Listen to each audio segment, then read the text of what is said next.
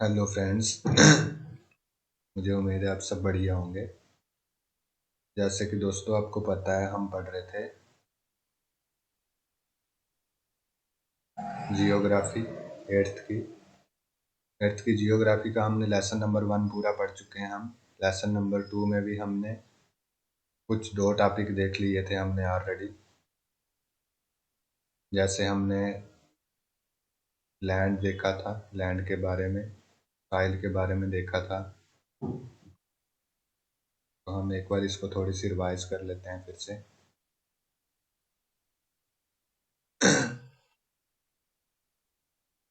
देखिए हमने देखा था सबसे पहले लैंड के बारे में, व्हाट इज लैंड, लैंड क्या होता है। और उसके बाद हमने देखा था साइल, साइल क्या होता है और इसको कंजर्व कैसे करना है, हमने बचाना कैसे है, इसके बारे में सबके बारे हमने ऑलरेडी पढ़ चुके हैं। लैंड के बारे में हम देख लेते हैं थोड़ा, उसका क्या होता है। लैंड और साइल में हमने देखा था बिल्कुल थोड़ा थोड़ा सा डिफरेंस है, जिसमें land is the all part of earth, earth का जितना पार्ट है, सिर्फ ओशियंस को और समुंदर्स वगैरह को छोड़ के बाकी जितनी लैंड, सब कॉन्टिनेंट है जितने, वो कॉन्टिनेंट को सबको हम लैंड कहते हैं। और लैंड के बारे में हमने ऑलरेडी पढ़ चुके हैं। अगर आपने नहीं देखी पीछे वाली वीडियो तो देख लें एक बार, तो आपको सब समझ आ जाएगा। यूज ऑफ लैंड के बारे में हमने पढ़ लिया था, लैंड को हम कैसे अलग अलग तरह से इस्तेमाल करते हैं। उसके बाद हमने पढ़ा था कंजर्वेशन ऑफ लैंड रिसोर्सेज, उसको कंजर्व कैसे करना है, बचाना कैसे है डिग्रेडेशन होने से। उसके बाद हमने पढ़ा था साइल के बारे में, साइल कैसे बनती है, साइल क्या होता है और साइल के क्या डिफरेंट फैक्टर्स हैं फॉर्मेशन होने के लिए, फॉर्मेशन ऑफ साइल के डिफरेंट फैक्टर्स क्या हैं। और degradation of soil, soil degradation कैसे होती है और इसको हमने कंजर्व कैसे करना है, ये सब हम पढ़ चुके थे ऑलरेडी पिछली वीडियो में। तो इस वीडियो में आज हम फ्रेंड्स स्टार्ट करेंगे। एक तो हम देखेंगे वाटर के बारे में और नेचुरल वाइल्ड लाइफ के बारे में।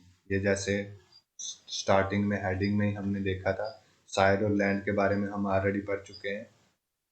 तो हमारे पास बचता है natural vegetation, water, natural vegetation and wild life resources.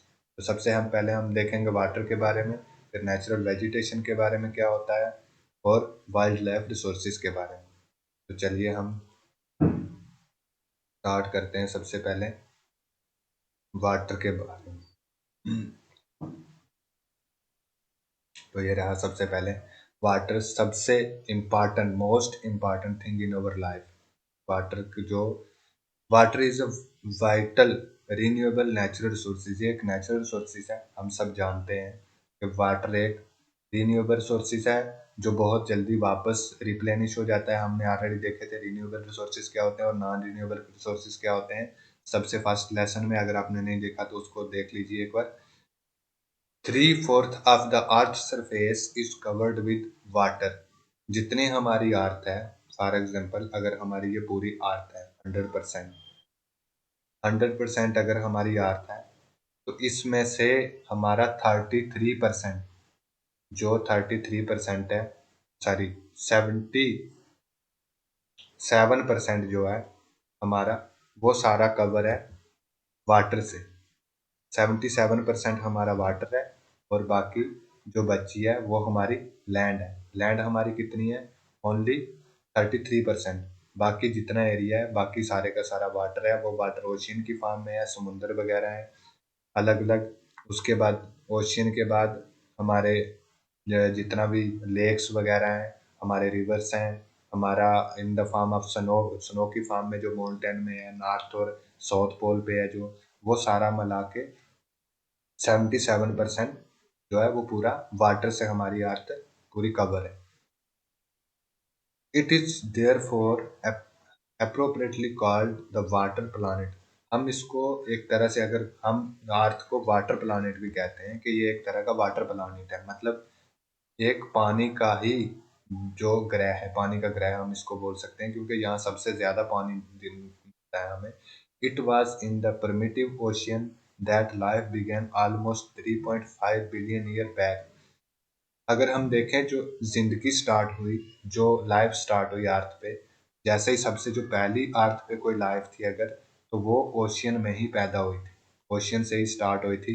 मछली वगैरह जो मतलब ओशियन के जीव जंतु हैं पानी के, वहीं से स्टार्ट हुई थी सबसे पहले, और उसके बाद आस्ता आस्ता लैंड पे आई और ये ग्रो करती गई। Even today, the ocean cover two-thirds of the Earth's surface and sport a rich variety of plants and animal life। ये आज के टाइम पे अगर हम ओशियन देखें तो एक तो 1/3 मतलब 77% ओशियन ने घेर के रखा है लैंड को, और ये रिच वैरायटी ऑफ लाइफ को, डिफरेंट लाइफ को, एनिमल्स को ये सपोर्ट करता है, जिंदगी के लिए लाइफ में सपोर्ट करता है, उसको जीने के लिए मददगार होता है। अगर ये नहीं होगा तो मतलब बहुत कम लाइफ होगी, और लाइफ नहीं हो सकती अर्थ पे। मतलब फॉर एग्जांपल फिशिस हैं जो ओशियन में अलग अलग लाइफ्स हैं, बहुत सारे वाटर एनिमल्स हैं ऐसे ही। अब आगे जाके हम पढ़ेंगे फाइटोप्लैंटन जूप्लैंटन के बारे में, वो सब ओशियन पे डिपेंड है। The ocean water is however saline, the ocean water however saline, not fit for human consumption. जो ओशियन वाटर है, जितने भी हमारे समुंदर हैं, ये हम पीने के काबिल नहीं है, ये आपको पता होना चाहिए, क्योंकि हमारा जो जमीन पे पानी पीने के काबिल है वो ओनली 3% वाटर है जो पीने के काबिल है, और उसमें से भी 2% जो है वो तो स्नो की फॉर्म में है, और बाकी का सिर्फ 1% बचा जो जो ग्राउंड वाटर है, बाकी रिवर वाटर है, लेक्स वाटर है जो पीने के काबिल है, फ्रेश वाटर है, जो नमकीन वाटर नहीं है, साल्ट वाटर नहीं है, वो ही बस पीने के काबिल है। बाकी जितना ओशियन में वाटर है ये सारा ब्रैकिश वाटर।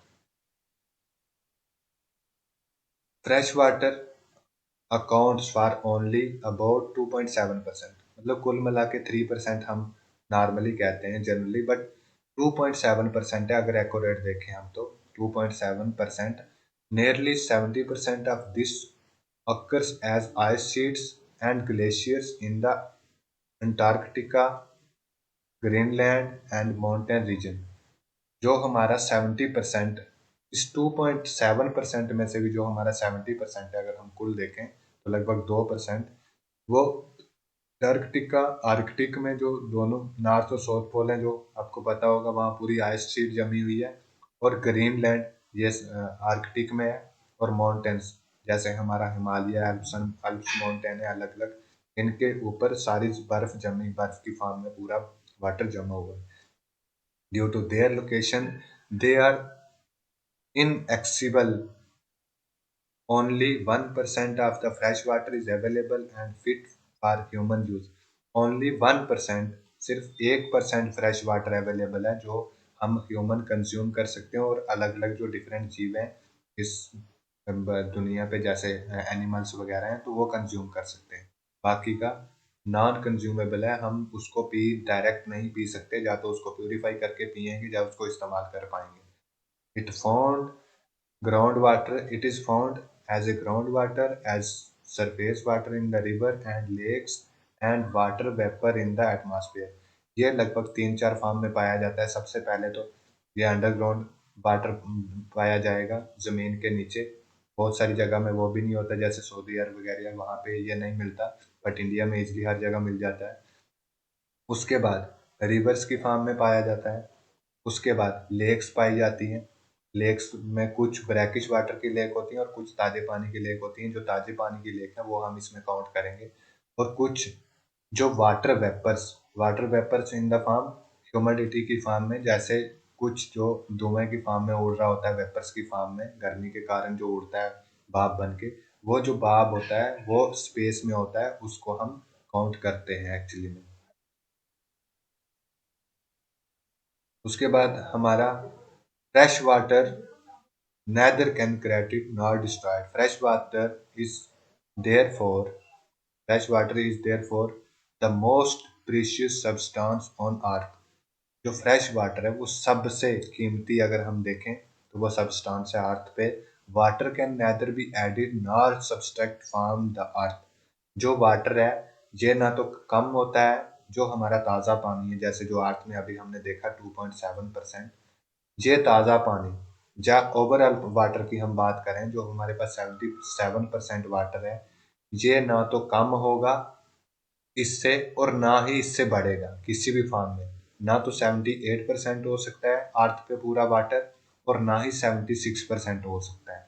ना कम हो सकता है और ना ज्यादा हो सकता है, क्योंकि जो वाटर है वो रिन्यूएबल सोर्सेज है और रिप्लेनिश है। जैसे ही हम क्या करते हैं, वाटर हमारा लैंड पे है, जैसे हम ओशियन से अलग अलग अंडरग्राउंड वाटर से ये हम यूज करेंगे एक जगह, किसी एक पार्टिकुलर जगह पे, लैंड की पार्टिकुलर जगह पे, जैसे इंडिया में कम हो सकता है, बट वो पानी जाके हो सकता है अमेरिका में बढ़ जाए, तो सऊदी अरबिया में बढ़ जाए, बट पूरी दुनिया से वो खत्म नहीं हो सकता। अगर 77% था तो वो 77% ही रहेगा, क्योंकि जितना पानी हम अगर पीते हैं, कंज्यूम करते हैं, वॉश करते हैं, वो पानी सारा जाता है कहाँ पे, समुंदर में जाएगा, सी में, और सी में वापस जा नीचे ग्राउंड लीचिंग हो जाएगा। वहां से वापस हम हैंडपंप या स्प्रिंग की दोबारा ऊपर आता है पानी, ऊपर आएगा, ये वापस धूप के कारण जैसे ही सूरज की किरणें पड़ेंगी तो ये भाप बनेगा और फिर ऊपर जाएगा स्पेस में, और स्पेस से फिर जाके ऊपर ठंडा होगा, वापस क्लाउड की फॉर्म में आएगा, और ये वापस बारिश हो जाएगी नीचे। बारिश इन the form of rain, precipitation इसको बोलते हैं, और ओले पड़ेंगे वगैरह, या स्नो की फॉर्म में, ये सारा हेल एंड स्नो की फॉर्म में, ये सारा वापस बारिश हो जाएगी जमीन पे, और उतना ही जितनी क्वांटिटी में वाटर था उतना ही अवेलेबल रहेगा। Human use Humans use huge amount of water not only for drinking and washing but also in the purpose of production. Human जो है वो सिर्फ बहुत पानी यूज करता है। एक ह्यूमन जो है, ये देख सकते हैं आप, नॉर्मली लगभग 150 केजी पर डे एक ह्यूमन की कैपेसिटी है जो वो पानी कम से कम मिनिमम यूज करता है। इससे ज्यादा वो कितना भी एक्सप्लाइट कर सकता है, कितना भी ज्यादा यूज कर सकता है, बट 150 वो कम से कम 150 लीटर पर डे यूज करता है। उसके अलावा वो तो यूज करते ही हम डेली लाइफ में, जो हमारी बेसिक रिक्वायर है। उसके अलावा हम जो यूज करते हैं वो हम ड्रिंकिंग के लिए भी यूज करते हैं, वॉशिंग के लिए यूज करते हैं। उसके अलावा हम एग्रीकल्चर पर्पस के लिए, इंडस्ट्रीज पर्पस के लिए, इलेक्ट्रिसिटी पर्पस के लिए, थ्रो, ये इन सभी चीज़ों के लिए हम यूज़ करते हैं। एग्रीकल्चर, हम खेती बाड़ी के लिए हम पानी यूज़ करते हैं। इंडस्ट्रीज में पानी यूज़ होता है। इलेक्ट्रिसिटी को हम प्रोडक्शन करने के लिए वाटर यूज़ करते हैं। बहुत सारे पावर प्लांट्स में, जैसे कोयले का अगर पावर प्लांट होगा तो उसमें हम वाटर यूज़ करेंगे। तो इस तरह से अलग अलग चीज़ों में, हम बहुत सारी चीज़ों में वाटर यूज़ करते हैं। Rising Rising demand of food and the cash crops, increasing urbanization and rising standard of the living are the major factors leading to shortage in the supply of fresh water, either due to drying up of water sources or water pollution। देखिए, जो एक main factor है, ज़्यादा से ज़्यादा everyday जो population है वो इंक्रीज हो रही है। उसके बाद हमारी मांगें भी ज़्यादा बढ़ रही हैं, ह्यूमन की डेवलपमेंट हो रही है, ज़्यादा से ज़्यादा लोगों के पास पैसा आ रहा है, और उस पैसे की वजह से लोगों की रिक्वायरमेंट, नीड्स ज़्यादा बढ़ रही हैं। और उस वजह से जो मेन प्रॉब्लम हो रही है वो किसकी ज़्यादा मांग हो रही है, वाटर की। वाटर की मांग हो रही है, क्रैश क्रॉप्स होती है, मतलब जो हम सीधे कैश लेके, कैश की फार्म कैश लेंगे और उसको बेच देंगे। जैसे कार्टन होगा, मतलब जो खाने वाली नहीं होगी, कार्टन होगा। जैसे अलग अलग और क्रैश क्रॉप्स होती हैं, बहुत सारी कार्टन वगैरह, ये बली गन्ना वगैरह, ये सब चीज़ें हम उगाएंगे। इनको बहुत ज़्यादा पानी की ज़रूरत पड़ती है, ज़्यादा मात्रा में, और उसके लिए हम पानी बहुत ज़्यादा एक्सप्लॉयटेशन कर रहे हैं। वाटर पोल्यूशन हो रहा है, बहुत सारा पानी पीने के काबिल ही नहीं बच रहा है। जैसे गंगा प्रदूषित हो गई, अलग अलग गंगा में पोल्यूशन हो गया, यमुना में हो गया।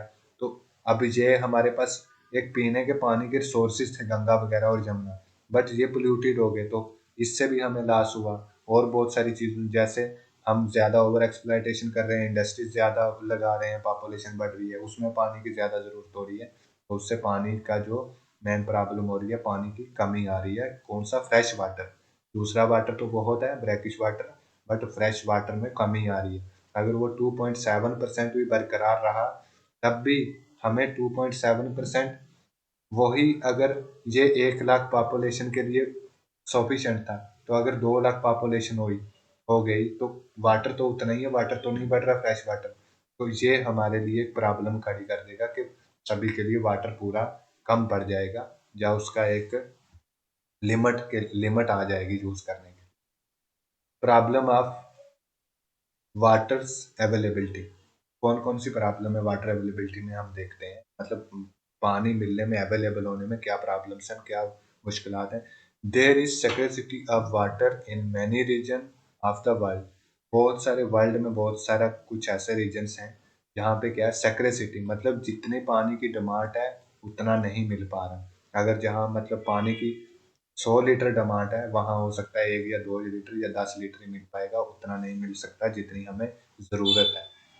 जैसे most of Africa, West Asia, West Asia, South Asia, part of western USA, North West Mexico, part of South America and entire Australia are the facing shortage of fresh water.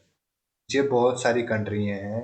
अभी हमारा India तो अच्छी मतलब जगह में है जहाँ पे पानी मिल जाता है। साउथ इंडिया में भी प्रॉब्लम है पानी की, बट इतनी ज़्यादा नहीं है, आराम से पानी मिल जाता है हमारे इंडिया में। बट बहुत सारी ऐसी कंट्री हैं, अरब कंट्रीज हैं जहाँ पे एशिया में, और उसके बाद ऑस्ट्रेलिया पूरा, यूएसए का कुछ पार्ट है, इन अफ्रीका की कुछ कंट्री हैं जहाँ पे पानी मिलता ही नहीं है, बहुत कम पानी है और पानी की बहुत ज़्यादा शॉर्टेज है, जितना चाहिए वो उतना नहीं मिल पाएगा। countries supply countries located in the climatic zone most sus- susceptible to drought face great problem of water scarcity. Thus water shortage may be consequences of the variation in the seasonal or annual precipitation, or the scarcity is caused by over exploitation and contamination of the water sources। इसकी main problem क्या है, क्यों ये face हो रहा है सब, इसकी मेन कुछ प्रॉब्लम्स हैं। एक तो यहाँ पे क्या है कि क्लाइमेट में वेरिएशन आती है, कभी बारिश कम हो जाती है, कभी ज़्यादा हो जाएगी, कभी कम हो जाएगी, जब कम हो जाएगी तो पानी की कमी आ जाएगी। उसके बावजूद वाटर ओवर एक्सप्लॉयटेशन हो रहा है। जो हमारा वाटर है वो जितना, अगर हमें 2 kg की ज़रूरत है, हम वहाँ पे 3 kg यूज़ कर रहे हैं या 4 kg, तो वो ओवर एक्सप्लॉयटेशन, मतलब हम पानी ज़ाया कर रहे हैं। तीसरा क्या है कि कंटामिनेशन हो रहा है वाटर का, मतलब अलग अलग हम जितना पानी यूज करना चाहिए उससे ज्यादा हम ओवर यूज कर रहे हैं, और पानी की मात्रा कम है, मात्रा उतनी बढ़ नहीं रही, पॉपुलेशन के हिसाब से पॉपुलेशन बढ़ रही है, मांग बढ़ रही है, और हम वाटर उतना हमारे पास प्रोडक्शन है नहीं है वाटर। तो इस तरह से जो वाटर की मतलब सेक्रिसिटी है वो ज्यादा है। अब हम देखते हैं कंजर्वेशन ऑफ वाटर, वाटर को कंजर्व कैसे कर सकते हैं। तो वाटर कंजर्वेशन में हमारे पास कुछ तरीके होंगे, जैसे हम वाटर को कंजर्व करेंगे, वाटर को बचाएंगे, हम उसको सेव कर पाएंगे। Access to clean advocate water resources is a major problem facing the world today. सबसे बड़ी प्रॉब्लम है इस टाइम वर्ल्ड में, अगर देखें तो वाटर को साफ रखना। बहुत ज़्यादा जितनी पॉपुलेशन बढ़ रही है, ये आप देख पा रहे होंगे वाटर में कितना पोल्यूशन है, सब कुछ पूरा सब कुछ थ्रो करके रखा है इसमें, प्लास्टिक वगैरह, प्लास्टिक के बैग, प्लास्टिक की बॉटल्स, जो भी हाउस होल्ड वेस्टेज होता है, इंडस्ट्री वेस्टेज, इंडस्ट्री के जो नाले आते हैं, गंदा पानी, वो सारा हमने इसमें नदियों में डाल के रखा है।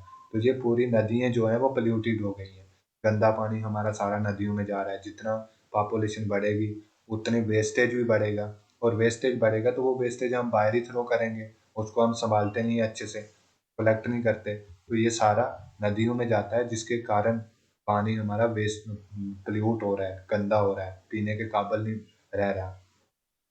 और यही नहीं, सिर्फ नदियाँ ही नहीं, लेक्स भी हो रही हैं। लेक्स के अलावा अंडरग्राउंड भी होता है। अंडरग्राउंड में क्या होगा, जितना जो हमारा गंद है, कुछ केमिकल्स हैं या एग्रीकल्चर वेस्ट है, बारिश होगी यहाँ पे तो नीचे क्या होगा, ये पानी कुछ तो बह के चला जाएगा समुद्र में और नदियों में, कुछ ये लीचिंग करके नीचे जाएगा। अंडरग्राउंड जो हमें वाटर मिलता है, ये लीचिंग करके नीचे जाता है, और इसमें भी कुछ केमिकल मिल जाते हैं जो कि हमारे लिए हानिकारक होते हैं, हमारी हेल्थ के लिए। Discharge of untreated or partially treated sewage, agriculture, chemicals, and industrial industries effluent in water bodies are major contaminant. They polluted water with nitrate, metals, and pesticides. बहुत सारी चीज़ें हम क्या करते हैं, केमिकल यूज़ करते हैं हम एग्रीकल्चर के टाइम में, जैसे अलग अलग पेस्टिसाइड यूज़ करते हैं, मतलब कीड़े मकोड़े मारने के लिए, कोई बीमारी लग जाए उसको ख़त्म करने के लिए। और उसके अलावा पेस्टिसाइड यूज़ करेंगे हम, अलग अलग फर्टिलाइज़र यूज़ करते हैं, केमिकल्स वगैरह। तो ये सारे क्या होता है, जब बारिश होती है, कुछ तो नदी नालों में जाएंगे, कुछ कुएं में जाएंगे, अलग अलग जहाँ पानी पीने का है हमारा, और कुछ लीचिंग करके अंडरग्राउंड चले जाएंगे। और ये जैसे ही ज़मीन के अंदर जाएंगे पानी में मिल जाएंगे, और पानी क्या हो जाएगा, पोल्यूट, वाटर पोल्यूशन हो जाएगा, जो कि बहुत हानिकारक है। ये मेन कुछ जिससे ज़्यादा पोल्यूटेड होता है water. Most of these chemicals are non biodegradable and reach human bodies through water.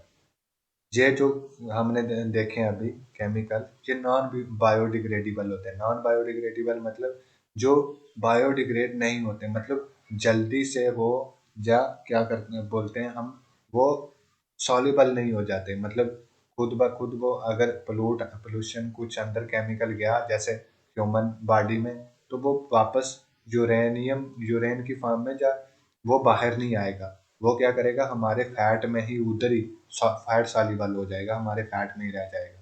और इससे हमें क्या होगा, मतलब बाद में हमें प्रॉब्लम होती है, अलग अलग डिजीजेज हो जाती है।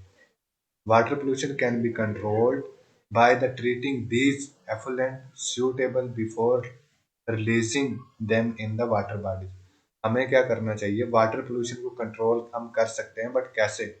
जो हमारा वाटर पोल्यूशन हो रहा है, जैसे हमारा किसी इंडस्ट्री से वाटर आ रहा है, गंदा पानी आ रहा है, हमारे घर से गंदा पानी आ रहा है, वॉशरूम का, किसी का, हमारे फर्टिलाइजर से पानी आ रहा है गंदा, हमारी जमीन में हमने मतलब खेती बाड़ी की, वहां पे हमने केमिकल वगैरह डाले, वो पानी आ रहा है। हमने क्या करना है, इसको खेती बाड़ी वाला तो हम बहुत ज्यादा नहीं कर सकते, बट जितने हद तक हमें एक लिमिट तक हो सकता है, तो हमें क्या करना है, इसको ट्रीट करना है। ट्रीट क्या होता है, एक हम प्लानिट लगाने हैं, प्लानिट लगाएंगे। इसमें क्या होगा, जो गंदा पानी आएगा, ये इस पानी को साफ करेगा, अगर ये गर्म है तो इसको ठंडा करेगा, और फिर इसको आगे करेगा, जो गंदगी होगी वो सारी निकल जाएगी, और जो साफ पानी है वो फिर मेन बॉडी में चला जाएगा, किसी लेक में, जा जो नदी नाले के थ्रू सीधा, नदी के थ्रू होता हुआ सीधा सी में। और ये इस तरह से हम पोल्यूशन होने से, वाटर पोल्यूटेड को बचा सकते हैं, वाटर को सेव कर सकते हैं। अदर क्या तरीके हैं बाकी के, forest and other vegetation cover slow the surface run of and replenish underground water. Water harvesting is another method of save surface run of. हमने क्या करना है, पानी को एक तो बचा सकते हैं, जैसे ही बारिश हो तो हमने उसको हार्वेस्ट करना है।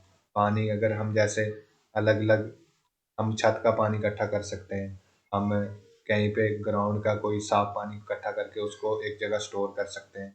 उसके बाद हमने क्या करना है, फॉरेस्ट वगैरह उगाने हैं, पेड़ लगाने हैं ज़्यादा से ज़्यादा। और ये पेड़ क्या करेंगे, जैसे ही बारिश होगी, ये एक बैरियर की तरह काम करेंगे, और पूरा पानी बहने नहीं देंगे, नीचे बह के नदी नाले में नहीं जाने देंगे। इससे क्या होगा, लीचिंग होगी, जो पानी है वो अंडरग्राउंड जाएगा, और अंडरग्राउंड पानी क्या होता है, साफ हो जाता है, प्यूरिफाई हो जाता है। Link to minimise the losses of water space, sprinkler. अब हम और कैसे पानी को बचा सकते हैं, हमने एक स्प्रिंकलर मेथड होता है, ये देखो, ये जैसे यूज किया है। हम ऐसे डायरेक्ट पानी नीचे से करेंगे तो क्या होगा, ज्यादा पानी की जरूरत पड़ेगी खेती बाड़ी के लिए।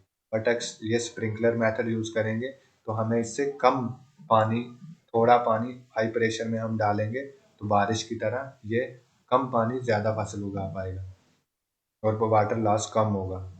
Area by the checking water losses through the seepage and evaporation. In dry region with high rate of evaporation, drip or trickle irrigation in the very useful. जहाँ पे खास करके ऐसा वहाँ पे यूज होता है मैक्सिमम, जहाँ पे जैसे राजस्थान एरिया है, गुजरात एरिया है, जहाँ पे बहुत ज़्यादा डेजर्ट टाइप एरिया, बहुत ज़्यादा धूप पड़ती है, मतलब बहुत जल्दी एक तो पानी सूख जाता है, या फिर रेता है नीचे, रेत टाइप रेतीली मिट्टी है नीचे, पानी मतलब जैसे ही आगे चलता ही नहीं है, नीचे घुस जाता है पूरा, ज़्यादा लीचिंग करता है नीचे। ऐसे में ऐसा बहुत ज़्यादा यूजफुल है स्प्रिंकल और ड्रिप मेथड। ड्रिप मेथड एक ऐसा होता है जैसे इंजेक्शन से, हमें इंजेक्शन लगाते हैं तो दवाई निकलती है थोड़ी थोड़ी, एक मतलब ऐसे बूंदें बूंदें जैसे निकलेगा, एक ड्रिप टाइप होगा, सिरिंज टाइप होगी, उससे निकलता रहेगा, जहाँ पेड़ होगा उसकी जड़ों में। तो यहाँ से इसका पानी लॉस नहीं होता, तो उतना ही पानी थोड़ा थोड़ा जाता रहेगा जितना उसको जरूरत होगी। तो ये एक हमारे पास है और मेथड है। The valuable water sources can therefore be conserved by the adopting these means of irrigation. अगर हम इरिगेशन इस तरह से करें, स्प्रिंकलर मेथड का लगाएं, ड्रिप मेथड लगाएं, इस तरह के मेथड, तो हम यहाँ से भी अपने वाटर को बचा सकते हैं। अब हमने ये हो गया हमारा वाटर क्या होता है, वाटर को हमारे लिए कैसे ज़रूरत है, क्या वाटर की सिचुएशन है अभी, और हमने पोल्यूशन से कैसे बचाना है। अब हम पढ़ेंगे इसके बाद natural vegetation and wild life के बारे में। नेचुरल वेजिटेशन क्या होती है, सबसे पहले मैं आपको ब्रीफ में थोड़ा सा बता दूं। नेचुरल वेजिटेशन ऐसी वेजिटेशन होती है, वनस्पति होती है। वेजिटेशन किसको बोलते हैं, जो भी प्लांट पेड़ पौधे जमीन पे उगे हुए हैं कुदरत की तरफ से, कुदरती, हमारी तरफ से नहीं, जैसे हमने कोई आम का पेड़ लगा दिया या ऐसे फ्रूट वगैरह से, वो नहीं। जो कुदरती उगे हुए हैं, वन है, बहुत बड़े बड़े फॉरेस्ट हैं, वो जो फॉरेस्ट उगे हुए हैं कुदरती झाड़ियां वगैरह, उसको बोलते हैं नेचुरल वेजिटेशन, जिसमें ह्यूमन का कोई इंटरफेयर ना हो। ओनली नेचर की वजह से वो खुद ब खुद बीज गिरा और वो उग गया। बहुत पेड़, जितने पेड़ पौधे प्लांट छोटे या बड़े होते हैं, वो उस सारे को वेजिटेशन बोलते हैं। अब हम देख लेते हैं सम। अब ये सिर्फ एक स्टोरी की फॉर्म में है, इसको हम नहीं पढ़ेंगे, हम सीधा जो मेन काम की चीज़ है उस पे आएंगे, उसको पढ़ेंगे। ये है, ये वाला natural vegetation and wild life exist only. अब वाइल्ड लाइफ भी आपको मैं बता देता हूँ क्या होता है। वाइल्ड लाइफ जो फॉरेस्ट में, नेचुरल वेजिटेशन हो गए पेड़ पौधे जितने भी हैं फॉरेस्ट वगैरह नेचर की तरफ से दिए हुए हैं। अब वाइल्ड लाइफ वो, ये जैसे जीव जंतु, कोई भी कीड़े मकोड़े, एनिमल्स, जितने एनिमल्स वगैरह हैं, बर्ड्स हैं, ये सारे वाइल्ड लाइफ है। ठीक है, इन सभी को हम बोलेंगे वाइल्ड लाइफ। अब हम देखते हैं natural vegetation and wild life exist only in the narrow zone of the contact between the lithosphere, hydrosphere and atmosphere. अब देखिए लिथोस्फीयर क्या होता है, हाइड्रोस्फीयर और एटमॉस्फेयर। लिथोस्फीयर एग्जिस्ट एक नैरो जोन पे, ये मतलब ये हर जगह पे, जो हमारी वाइल्ड लाइफ है वो हर जगह पे नहीं मिलेगी, ये कुछ जगह पे ही मिलती है। जैसे जमीन का ऐसा एरिया जहाँ पे आपका वाटर भी अवेलेबल हो, जहाँ पे आपका इन्वायरमेंट भी अवेलेबल हो, एटमॉस्फेयर अच्छा हो, जहाँ पे आपकी क्या अवेलेबल हो, सॉइल रहने के लिए ग्राउंड अवेलेबल हो, लिथोस्फीयर इसको बोलते हैं। Narrow zone of the contact lithosphere, hydrosphere and atmosphere. हाँ, ये एक लिथोस्फीयर होगी। लिथोस्फीयर बोलते हैं जो लैंड का, जमीन का अपर वाला पार्ट होता है, जिसको हमने क्या पढ़ा था, साइल पढ़ा था, जो लैंड पढ़ा था, जो बिल्कुल अपर परत है, उस परत को जो अपर परत है लैंड की, जहाँ पे हम खेती बाड़ी वगैरह करते हैं, जहाँ कुछ उगता है, पेड़ पौधे जहाँ उगते हैं, उस लैंड को हम बोलते हैं, क्या बोलते हैं उसको, हमें उसी जोन को बोलते हैं हम लिथोस्फेयर। तो जहाँ पे लिथोस्फेयर भी अवेलेबल हो, जहाँ पे वाटर भी अवेलेबल हो, सॉरी ये वाला देखो, ये है, ये आ गया लिथोस्फेयर हमारा, ये आ गया वाटर जैसे, और ये वाला हमारा आ गया क्या चीज, ये आ गई हमारी एक एटमॉस्फेयर, वाटर, लिथोस्फेयर। ये तीनों मिला के ये वाला जो जोन होगा जहाँ ये तीनों मिलते होंगे, यहाँ आपकी अवेलेबल होगी क्या, वाइल्ड लाइफ। वाइल्ड लाइफ जो ये है, मतलब एनिमल्स वगैरह, बर्ड्स बर्ड्स और अदर जितने भी जीवित चीजें, ये सारी यहाँ पे मिलेंगी, क्योंकि हर एक जीवित चीज को क्या चाहिए, वाटर भी चाहिए। ठीक है, रहने के लिए क्या चाहिए, एक लिथोस्फेयर भी चाहिए, मतलब ग्राउंड भी चाहिए, उसको रहने के लिए जगह चाहिए। उसके बाद उसको क्या चाहिए, एक एटमॉस्फेयर भी चाहिए अच्छा सा। और ये सारी चीजें मिला के इसको हम बोलते हैं बायोस्फीयर। बायोस्फीयर, ये बायोस्फीयर, ये बायोस्फीयर हम इसको बोलते हैं। ये सारी चीजें जहाँ पे मिलती हैं उसको हम बोलते हैं biosphere. In the biosphere living being are the interrelated and interdependent on each other. Biosphere में क्या होता है, जो लिविंग एनिमल्स हैं वो एक दूसरे के एक तो इंटरलिंक्ड होते हैं और एक इंटरडिपेंडेंट होते हैं ईच अदर पे। जैसे एक कोई एनिमल है, जैसे क्या है, शेर है, लायन है। अब लायन किस पे डिपेंड होगा, लायन अपनी फूड के लिए डिपेंड होगा सीधा सीधा डियर पे, ठीक है, डियर पे डिपेंड होगा लायन। अब ये डियर को खाएगा तो इसका पेट भरेगा और फिर ये जीवित रह पाएगा। ऐसे ही हर चीज, हर एक एनिमल एक दूसरे पे डिपेंड होता है, या तो डिपेंड होगा जब वो इंटरलिंक्ड होगा। इंटरलिंक्ड होगा मतलब एक दूसरे का साथ उनका लिंक होगा आपस में, तो तभी वो वहां पे उनका एक जीवन रहता है।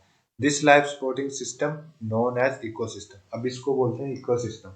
एक दूसरे पे डिपेंड होना और एक दूसरे के लिंक होना। जैसे ये जो दो चीजें हैं तो इनमें आपस में एक कोई लिंक होगा, ठीक है, ये लिंक्ड होंगे एक दूसरे के बीच में, इनका कुछ लिंक्ड होगा, रहने सहने का कुछ ना कुछ इनमें लिंक होगा, तो इसको हम बोलते हैं इकोसिस्टम।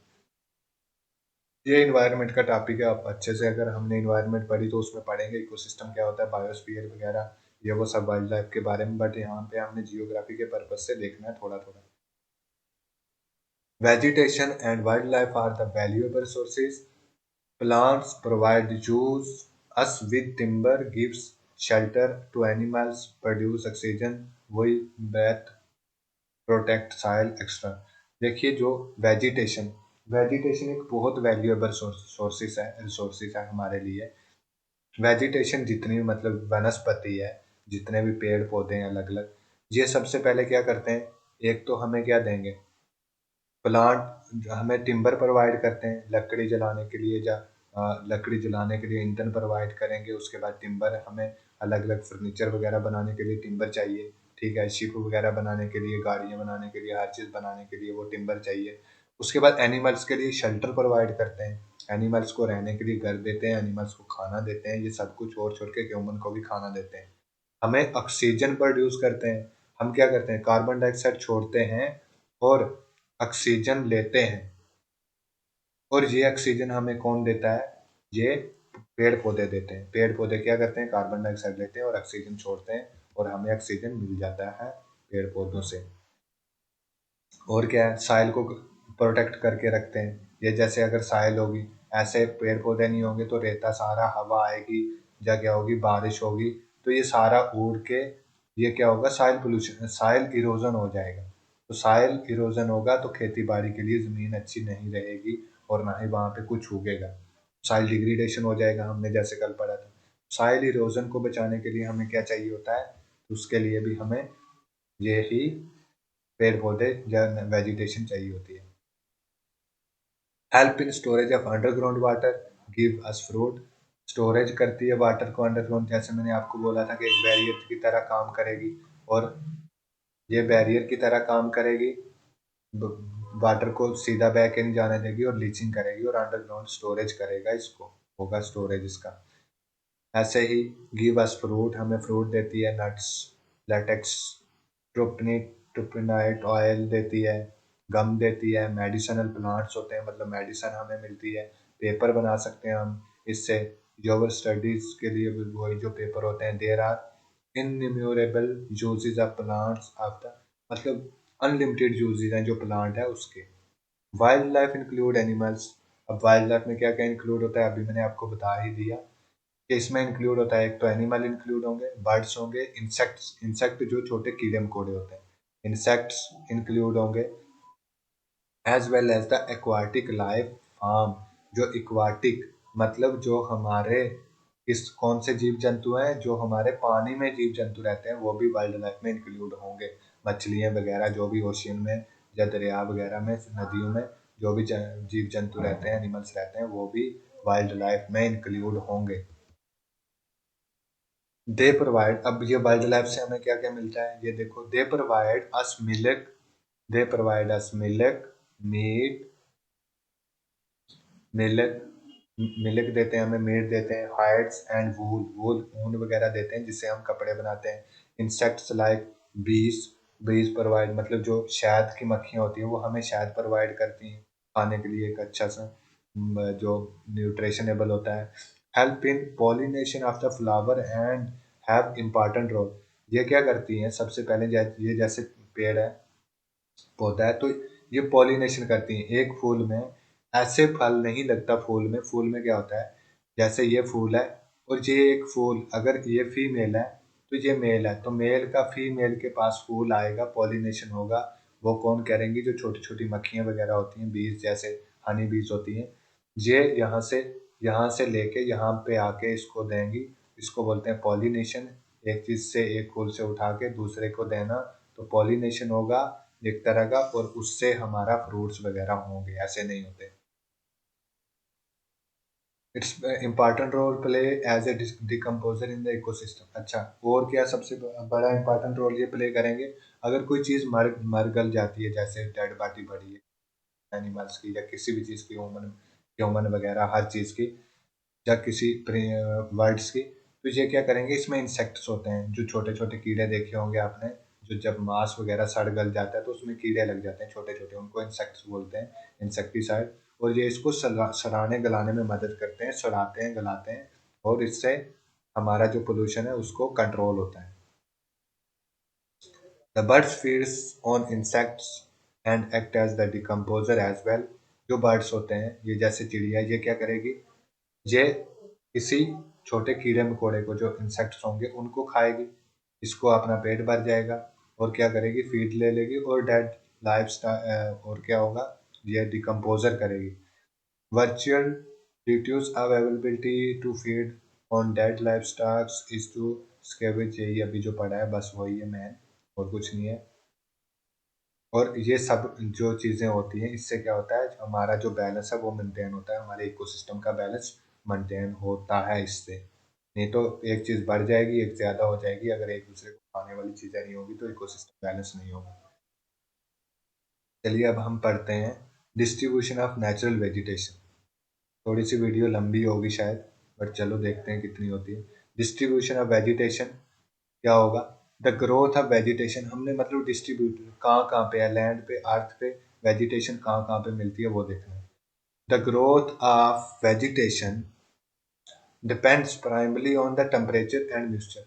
देखिए एक चीज बस फंडा याद रखना, जो भी वेजिटेशन है, कोई भी पेड़ पौधा, प्लांट्स और ट्रीज, ये उसी जगह पे उगेंगे सबसे ज्यादा जहाँ पे एक तो इसको क्या मिलती होगी? रैन, वाटर, पानी मिलता होगा इसको, किसी भी फॉर्म में वाटर मिलता होगा, एक तो वाटर, और दूसरा सन रेज, जहाँ पे इसको अच्छी रोशनी मिलती होगी, गर्मी मिलती होगी, सन सीधा इसको, इसको सूरज की सीधी रोशनी मिलती होगी, वहीं सबसे ज्यादा वेजिटेशन होगी। जहाँ पे सन सीधा किरणें पड़ती है और पानी सबसे ज्यादा बारिश होती है, वहां पे ऐसे बहुत घने जंगल होते हैं। और जहाँ जितना कम सन की रेज पड़ती है और जितना कम वाटर होता है, कोई एक चीज कम हो या दोनों चीज कम हो, तो उससे उतने ही फॉरेस्ट भी कम होते हैं। In areas of heavy rainfall huge trees, जो मैंने बता दी है वही है कहानी, इसमें और कुछ भी नहीं है। जितना देखो, थ्रोन जैसे राजस्थान है, राजस्थान में क्या है, एक एग्जांपल देता हूँ। राजस्थान में क्या है कि बहुत कम बारिश होती है, यहाँ पे सूरज तो बहुत सीधा पड़ता है, गर्मी बहुत है, बट बारिश बहुत कम होती है। बारिश बहुत कम होती है, ट्रीज को जो है वो पानी बहुत कम मिलता है। तो पानी कम मिलने से यहाँ पे कौन से फॉरेस्ट उगते हैं? थोनी श्रब्स एंड, मतलब जो यहाँ पे हरे भरे नहीं, ऐसे सूखी जैसी झाड़ियाँ वगैरह होती हैं, झाड़ियाँ टाइप छोटे छोटे पौधे होते हैं, और ऐसे लगता है सूखे हुए हैं। तो कोई बड़े जंगल नहीं यहाँ पे पैदा होते, बिल्कुल छोटे छोटे ऐसे झाड़ियाँ झाड़ियाँ जैसे पेड़ पौधे होते हैं। ठीक है। और जहाँ पे बहुत ज़्यादा बारिश होती है, जैसे हमारे इक्वेटोरियल फॉरेस्ट होते हैं, जिसको हम सदा हरे भरे जंगल कहते हैं, या एवरग्रीन फॉरेस्ट कहते हैं, इक्वेटोरियल रीजन में, जैसे इंडिया के तमिलनाडु में, या उसके बाद वेस्टर्न घाट में, यहाँ पे बहुत ज़्यादा बारिश होती है, जम के बारिश होती है, पूरा साल बारिश होती रहती है। और ब- उसके साथ साथ जहाँ पे सूरज की किरणें भी सीधी डायरेक्ट पड़ती हैं, 12 महीने यहाँ पे गर्मी रहती है, 25 डिग्री के आसपास टेम्परेचर रहता है। और जहाँ पे अच्छे सदा हरे भरे जंगल रहते हैं, कभी भी यहाँ पे, और बहुत घने जंगल होंगे। ऐसे ही ग्रास लैंड होते हैं, जहाँ पे क्या होगा? कम बारिश होगी, वहाँ पे कुछ ग्रास लैंड बन जाएंगे, जैसे ये देख रहे हो, यहाँ पे सिर्फ ग्रास होगी बड़ी बड़ी, और यहाँ पे बड़े बड़े एनिमल मिलेंगे, हर्बीवोरस वगैरह, ये वाले सारे। ये होता है सारा रेन का खेल, वाटर का खेल, और सब, और उसका किसका? एक सूरज का खेल। जहाँ पे रोशनी ज़्यादा पड़ रही है सूरज की और वाटर ज़्यादा है, वहीं पे सबसे अच्छे जंगल होंगे। जितना कम होगा, एक चीज़ भी कम हो जाती है, जैसे अगर देखें हम टेम्परेचर कम हो जाए, टेम्परेचर कहाँ पे कम होता है? माउंटेन पे। आपने देखा होगा हिमालय पे जंगल तो है बट नीचे नीचे, जैसे ही आप ऊपर जाएंगे जहाँ बर्फ वगैरह है, वहाँ पे टेम्परेचर कम हो गया। बारिश तो बहुत होती है, रेन भी होती है, बर्फ भी गिरती है, लेकिन इस एरिया में फॉरेस्ट नहीं होंगे। लद्दाख में भी फॉरेस्ट कम बहुत कम होते हैं, क्योंकि यही कारण होता है, यहाँ पे टेम्परेचर कम हो जाता है, सूरज अच्छे से नहीं पड़ता। अब देखते हैं हम conservation of natural vegetation and wild life, हम इसको कंजर्व कैसे कर सकते हैं। फॉरेस्ट आर ओवर वेल्थ, जो जितने भी हमारे फॉरेस्ट हैं ये तो हमने पढ़ लिया, वेल्थ है, बहुत अच्छा हमारे लिए रिसोर्सेज है, valuable. Plants give shelter, plants हमें क्या देते हैं, हमने वाइल्ड लाइफ से देखा कि क्या क्या हमें मिलता है उनसे। प्लांट हमें एक तो शेल्टर देंगे, हमने ऊपर भी ऑलरेडी देखा है कि प्लांट से हम मेडिसिन मिलती है, अलग अलग चीज़ें हमने पढ़ा है, बट अभी और थोड़ा सा देख लेते हैं। एक तो हमें क्या मिलता है, शेल्टर मिलता है, एनिमल्स के लिए शेल्टर मिलता है। Together they maintain the ecosystem, ये इकोसिस्टम को मेंटेन करते हैं। Change of climate and human interference can be cause the loss of natural habitat for the plants and animals, ये प्लांट्स एंड एनिमल्स ह्यूमन की ज़्यादा interference के कारण अभी चेंज हो रहा है, क्लाइमेट चेंज हो रहा है। अगर हमारे पास अच्छे फॉरेस्ट होंगे, ठीक है, बहुत ज़्यादा फॉरेस्ट होंगे हमारे पास, एक मात्रा में 1/3 लोग बोला जाता है, लगभग 33% होने चाहिए। अगर पूरे वर्ल्ड में इतने फॉरेस्ट होंगे अच्छी मात्रा में, तो हमारा जो क्लाइमेट चेंज हो रहा है, मतलब दिन ब दिन गर्म हो रही है पृथ्वी, अर्थ में गर्मी बढ़ रही है, हमारे एटमॉस्फेयर ज़्यादा गर्म हो रहा है लगभग, तो वो नहीं होगा। वो एक तो क्लाइमेट अच्छा बना रहेगा जैसा है वैसा ही, वो चेंज नहीं होगा। दूसरा, बारिश भी अच्छी होगी, और ऊपर से जो एक टेम्परेचर की लिमिट है वो बनी रहेगी, टेम्परेचर ज्यादा नहीं बढ़ेगा। Plants. Many species have becomes vulnerable and endangered, and some are on the verge of extinction. Extinction, देखिए कुछ चीज़ें सभी फॉरेस्ट में, कुछ अलग अलग टाइप के फॉरेस्ट हैं, इसमें कुछ चीज़ें तो वनरेबल हो गई हैं, मतलब लुप्त होने की मतलब बहुत कम बची हैं। कुछ ऐसी इंडेंजर्स हैं, मतलब ख़त्म होने वाली हैं दुनिया से, और कुछ एक्सटिंक्शन ख़त्म हो चुकी हैं दुनिया से टोटली। बहुत सारे चीज़ ऐसे हैं जिनकी अभी नस्ल वगैरह टोटली ख़त्म हो गई है, नामो नस्ल मिट गया है, हमने उसको डिफॉरेस्टेशन के थ्रू ख़त्म कर दिए। अब डिफॉरेस्टेशन होगा, पेड़ पौधे कम होंगे तो हमें नुकसान क्या होंगे, सबसे बड़ा नुकसान तो होगा हमारे पास साइल इरोजन होगा, ठीक है, साइल इरोजन होगा।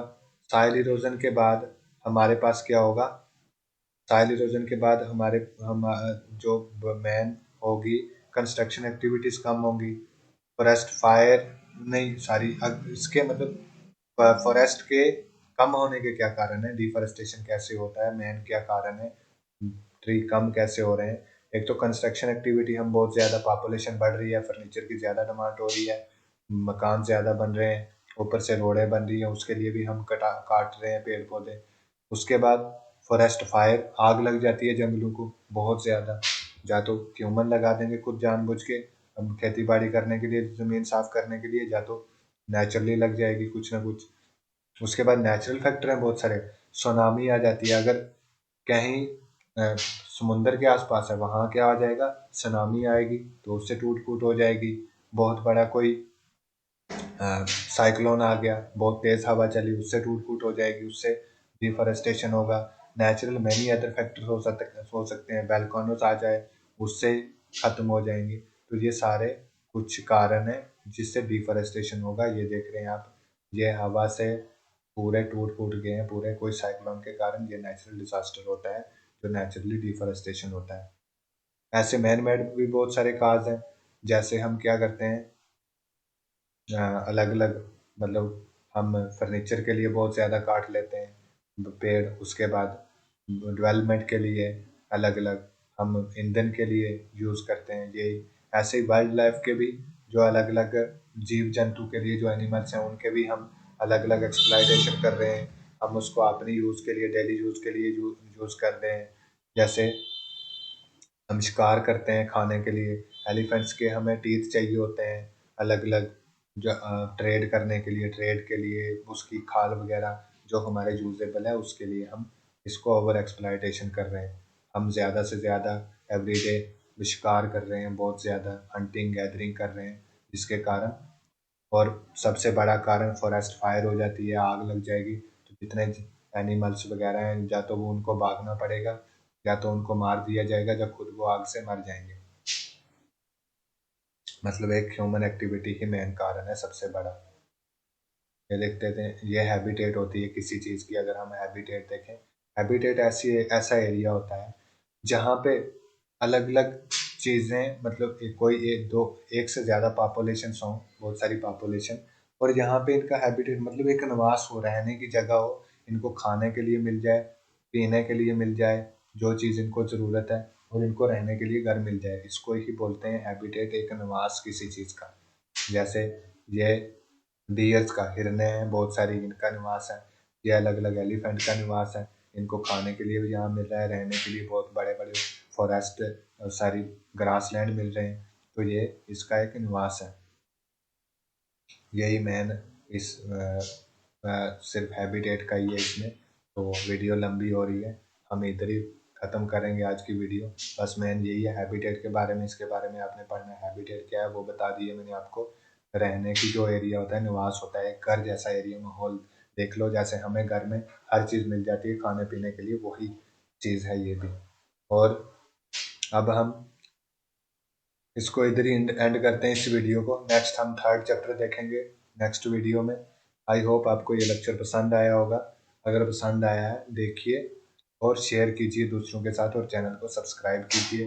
डिस्क्रिप्शन में आपको लिंक मिल जाएगा टेलीग्राम का, उसको फॉलो कर लीजिए। और अगर कोई भी डाउट है तो आप मुझे टेलीग्राम पे डाउट पूछ सकते हैं, मैं मेल आईडी भी दे दूंगा, आप डायरेक्टली मुझे मेल कर सकते हैं। कोई भी यूपीएससी के बारे में या पीसीएस के बारे में अगर आपको कोई भी डाउट है, स्ट्रेटजी को लेके, किसी भी चीज़ को लेके, तो मैं आपको पर्सनली गाइड करूँगा फ़ोन कॉल पे, या आपको मैं मेल के थ्रू भी रिप्लाई दूंगा। आप बिना झिझक के मेल कर सकते हैं, या टेलीग्राम पे कोई भी क्वेश्चन है, कोई भी क्वेरी है तो आप आराम से पूछ सकते हैं। तो थैंक यू फ्रेंड्स।